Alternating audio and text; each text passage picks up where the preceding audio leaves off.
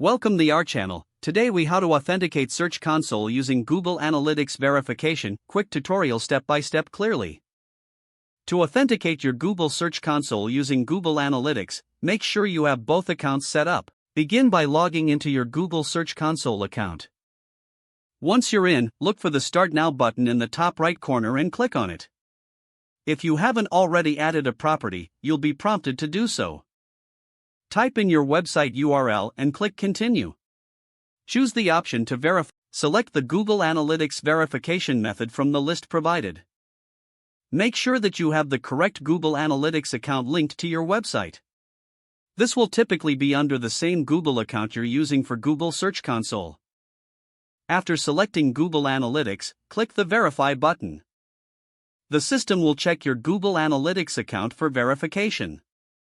If everything is correctly set up, you will see a success message. You now have successfully authenticated your Search Console using Google Analytics. Congratulations on linking your accounts.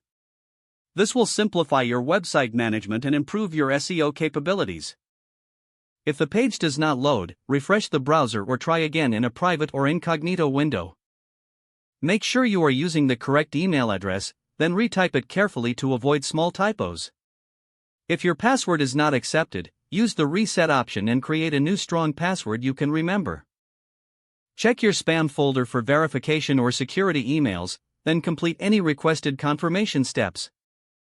Enable two-factor authentication if available to improve account security and reduce unauthorized access risk. After signing in, review your profile details so your contact information and settings are accurate and current.